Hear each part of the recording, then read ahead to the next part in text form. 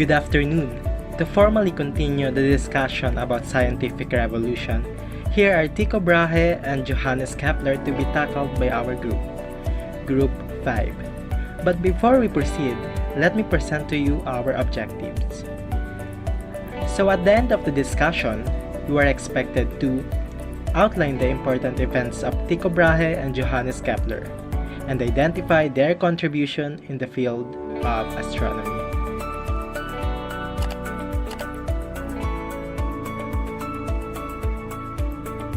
Tycho Brahe was born as the second of the couple's 12 children into a highly aristocratic, a very wealthy on December 14, 1546, in the Danish region of Scania, which is now in Sweden.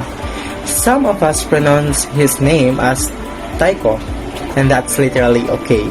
As for me, I prefer using Tycho. His father was Old Brahe, a member of the royal court, while his mother was Beata Billy, also an important aristocrat. Something rather remarkable happened to Tycho in his second year of life. Did Tycho Brahe really kidnap? By whom? He was kidnapped by his uncle and aunt, Georgian Brahe and Inger Ox, who were childless. They believed that Georgian was entitled to a lawful son and heir to his estate. So, Tycho was raised by his uncle and aunt as if he were their own son, after his natural parents agreed to this. Important natural events turned Tycho from the love of astronomy. His interest in astronomy began with the solar eclipse of August 21, 1560. In Copenhagen, this eclipse was barely noticeable. Less than half of the sun was covered. The eclipse inspired Tycho not because it was spectacular, but because astronomers had predicted exactly when it would happen. He was fascinated and wanted to learn how he too could make predictions like this. Being considered as highly aristocratic by tradition, their male children became warriors, serving the interests of the family, the king, and the Danish nobility. However, Tycho's foster mother persuaded her husband that Tycho should have an academic education. In the summer of 1565, Tycho's stepfather Georgian had been in the process of making Tycho his legal heir. Unfortunately, a war with Sweden intervened. Georgian was appointed vice admiral of the Danish fleet, but died of pneumonia after falling into the water. We can say that Georgian really wanted Tycho to be his legal son, but this idea eventually didn't happen due to some problems being encountered, and because of that, Tycho inherited nothing, because the paperwork making him Georgian's legal heir was incomplete.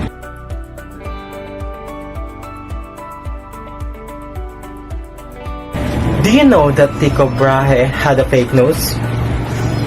Yeah, quite literally. But how? In April 1566, as he goes back in Germany, he got into argument with another Danish student. However, the cause of this argument is not known. Sometimes it's claimed they were arguing about which of them was a better mathematician. Since Tycho enjoyed dining and drinking heartily, no doubt, alcohol is part of this dispute. After further disagreements, the two students fought a duel with swords, which resulted in Tycho losing the front of his nose and picking up a scar on his forehead. He returned to Denmark and began experimenting with metal fittings to disguise his nose disfigurement. He wore a skin-colored metal prosthetic for the rest of his life.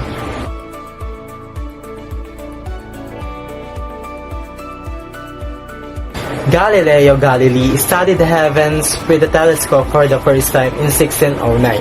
Sadly, Tycho did not live long enough to see this. All his observations were made with the naked eye, using the finest astronomical instruments in Europe. He built his own observatory on an island.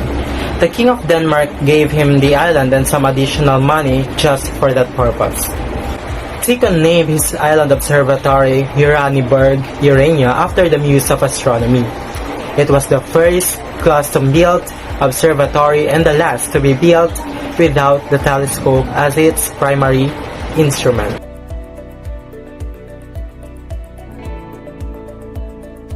Tycho Brahe is known for his Tychonic system, which includes the theory of Copernicus, which is 5 planets such as Mercury, Venus, Mars, Jupiter, and Saturn orbit the Sun, but the Moon and the Sun orbit the Earth. That is believed by Ptolemy. The main concept of the Tychonic system is that the Earth is the center of the universe. The Moon, the Sun, and the stars orbit the Earth, and the 5 planets orbit the Sun. At the age of 25, Tycho Brahe married a woman who is not born an aristocrat. In their time, it is illegal to wed a woman who is not of the same status as him. His wife is named Christian Hansen, is the daughter of a Lutheran minister who believes that humans are saved from sins by God's grace alone. They had 8 children who survived to adulthood. Even though they were married for 3 years and become husband and wife, their children were entitled as a commoner and doesn't have the privilege of the nobility and couldn't inherit Tycho's estates and even their father's coat of arms. He fell out of favor when a new king came to power in 1588, and they ended up in the court of Holy Roman Emperor Rudolf II, and in that place his family was treated and enjoyed the privilege of a noble. On October 13, 1601, Tycho attended a royal banquet in Prague. As his daily routine at every banquet or party, Tycho extensively drinks, but the problem is that the meal is carried for a long time. And even though he is desperate to relieve himself, he didn't and can't leave the table. At that time, it is impolite and disrespectful to go to the bathroom during a royal banquet until the meal was finally over. Brahe died at the age of 54 on October 24, 1601. His premature death is caused by either a burst bladder or kidney failure. Brahe is long thought that he died from bladder infection when he prevented himself to use the bathroom, causing his bladder to rupture. But when scientists opened Brahe's grave in 1901 to mark the 300th anniversary of his death, they claimed to find mercury in his remains, fueling the controversy that the astronomer was poisoned. They also even accused Johannes Kepler, his assistant, of the crime. They also revealed that Brahe's famously silver prosthetic nose, which he colored in a skin tone, was made out of brass. Some fun facts about Tycho Brahe. Brahe had a fake nose, quite literally, for he lost his nose in a duel over mud, and his famous silver nose is made out of brass. Tycho, being Tycho, kept an elk for a pet. He also took his elk to all the parties he attended, and both of them would get drunk. But sadly, when his beloved pet got pretty drunk, he fell down a flight of stairs and died. Tycho also hoarded all of his research for the reason that he doesn't want to share all of his works with others. He believed that he is the only one who should get credit and benefited from his own work. Also, I heard a rumor. It was rumored that Kepler is the one who poisoned Brahe for his research because as Tycho's assistant, he has data access to all of Tycho's work. Also, Kepler admitted to crossing some ethical lines in publishing his works. He formulated his 3 basic laws of planetary motion and supported his heliocentric model of the solar system with the basis of Tycho's works. Clearing the name of the astronomer Kepler, Tycho was not poisoned as the rumor said. He wasn't also poisoned as chastisement for having an affair with the Queen of Denmark. It is proved that when his body is exhumed or re-examined in 2010, and a test revealed that he died of bladder infection from holding the urine for too long. Some researchers estimates that when the wealth is combined, it would be 1% of all Denmark's entire wealth. Just imagine how rich Brahe is. Trivia. Do you know that Tycho Brahe has a twin brother? Yes, he has a twin brother, but died shortly after birth. In fact, Tycho later wrote an ode in Latin to his dead twin, which was printed in 1572 as his first published work. Do you know that Tycho Brahe had a psychic jester besides the elk? Brahe's frequent companion is Jep, who is a dwarf jester. The astronomer Jep performed all manners of jokes and tricks for him and made him sit under the table during meals for reasons that until now we still don't know. And Tycho believed Jep to be a clairvoyant and has the ability to tell the future. After we learn about the life of the Danish astronomer Tycho Brahe, let's find out about the life of German astronomer Johannes Kepler and his contribution to the field of astronomy.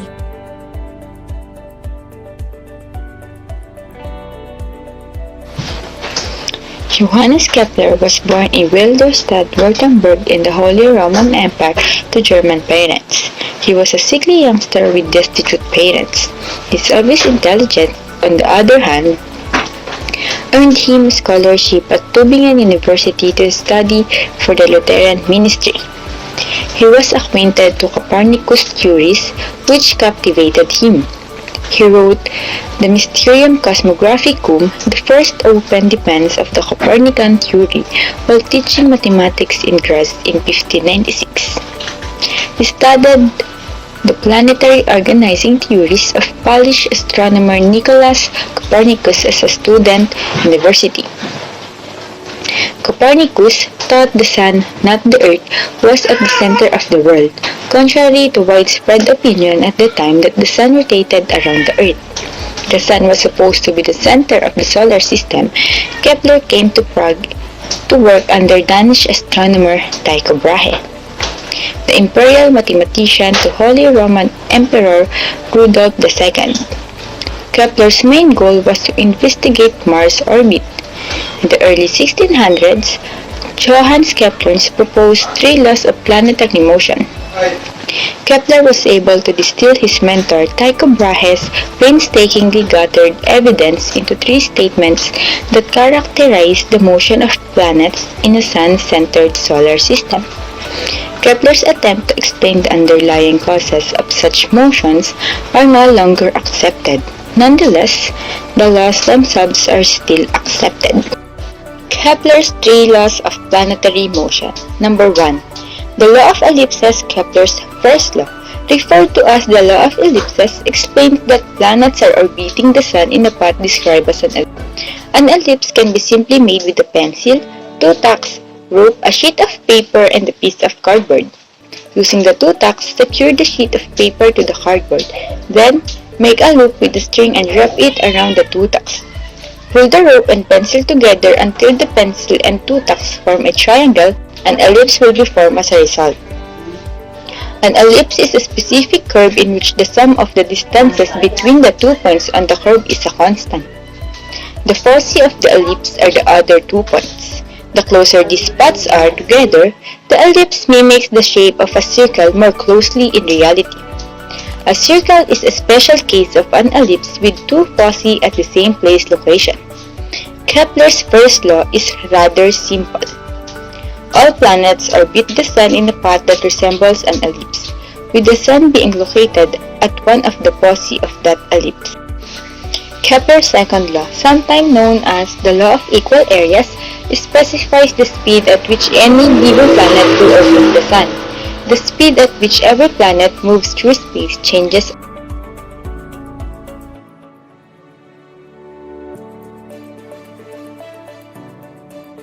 A planet moves the fastest when it is closest to the sun and the slowest when it is farthest away. However, if an imaginary line were drawn from the planet center to the sun center, it would sweep out the same region in equal amounts of time. For example, if an imaginary line were stretched from the Earth to the Sun, the area swept out by the line would be the same in every 31st day of the month. As seen in the diagram, the zones generated when the Earth is rotated, the areas generated when the Earth is closest to the Sun, can be represented as a wide but short triangle, whereas the areas formed when the Earth is farthest away from the Sun can be approximated as a narrow but long triangle. These areas are the same size. Since the base of these triangles are shortest when the Earth is farthest from the Sun, the Earth would have to be moving more slowly in order for this imaginary area to be the same size as when the Earth is closest to the Sun. Let's move for another discussion. The rotation of the Earth is the spinning of the Earth around its axis. It is an angle of 23.5 degrees and is perpendicular to the plane of the Earth's orbit. Axis ang tawag sa linyang tumatagos sa mundo mula sa itaas hanggang sa dulo ibaba nito. Umiikot ng pasalungat ang mundo sa loob ng 24 na oras. while the revolution is the movement of Earth around the Sun in a fixed path. Nagaganap ito sa loob ng 365 na araw at may bilis na 30 km per second. Sa pag-ikot ng mundo, tinatawag na perihelion kapag ang mundo ay malapit sa araw at aphelion naman kapag ito ay malayo. As for continuing, unlike Kepler's first and second laws that describes motion characteristics of different planets, it is the only law that compares one planet's orbital characteristic to another planet's orbital characteristics. The comparison being made here is that the ratio of the squares of the periods to the cubes of their average distances from the Sun is the same for every one of the planets. Here's the planetary data for all the planets. Looking at the last column, when we take the ratio for every planet, we'll see that they're all approximately the same. Here's an example problem involving Kepler's third law. Mercury is 0.39 AU away from the Sun. How long will it take in years to complete one revolution around the Sun? Herein, we're about to determine the time given the distance. Given the formula T squared is equals to KR cubed, where K is equal to the squares of a year over AU cubed, and R is the average distance of a planet to the Sun. Let's see the example illustration for Mercury. Now, T is equals to the root of squares of the period over AU cube times the cube of the average distance of Mercury from the Sun. Substitute the given data as we have 0.39 AU for the average distance of Mercury. Let's have here T is equals to the root of 1 year squared over AU cube times the cubes of quantity 0.39 AU. We can get the cubes of a number by simply multiplying itself to the number of times it is raised. Now, it will be written as the root of 1 year squared over AU cubed times the quantity of 593 thousandths, or simply 0.0593. Cancel or eliminate the same units. Multiplying 1 year squared to 0.0593 will give you the same answers. But do not forget to copy its unit. Getting the root of it will give the answer T is equals to 243 thousandths, or 0.243 years. We're now able to get the ratio of the squares of a period to the cubes of their average distance from the Sun. T squared over R cubed is equals to the squares of quantity 0.243 years over the cubes of quantity 0.39 AU. We have now 590 thousandths year squared over 593 thousandths AU cubed. Manipulating it, this will give us the answer 995 thousandths year squared over AU cubed. Now, let's proceed in solving problems involving Kepler's third law given the time. Example problem. It takes 615 thousandths years for a planet, Venus, to revolve around the Sun. Determine the average distance of Venus away from the Sun given the formula R is equals to the cube root of AU cube over 1 year squared times the squares of quantity T. Substitute the given data. R is equals to the cube root of AU cube over 1 year squared times the squares of 615 thousandths years. Now we have the cube root of AU cube over 1 year squared times 378 thousandths. Cancel again the same units. This will give us the cube root of 378 thousandths AU cube. Manipulating it, we'll get 0.72 AU. Now, getting the ratio of the squares of the periods to the cubes of their average distance the same way as we did before. T squared over R cubed is equals to the squares of quantity 0.615 years over the cubes of quantity 0.72 AU. Manipulating it, we'll get 378 thousandths year squared over 373 thousandths AU cubed. Therefore, the ratio of the squares of the periods to the cubes of their average distance from the Sun is 1.01 year squared over AU cubed. The last decade of Kepler's life was filled with personal anguish. He was left in Regensburg in hopes of collecting interest on some Austrian bonds. But soon after arriving, he became seriously ill with fever na siya ring ikinamatay nito. He died in November 15 and his grave was swept away in 30 Years' War, but the epitaph that he composed for himself remained. Trivia about Johannes Kepler.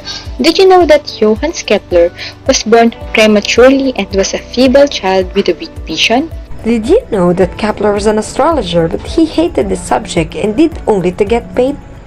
In fact, Kepler's salary as an imperial mathematicus was rarely paid, so he was obliged to scratch out a living by giving astrological advice to wealthy clients and composing astrological almanacs for the uneducated masses he so despised.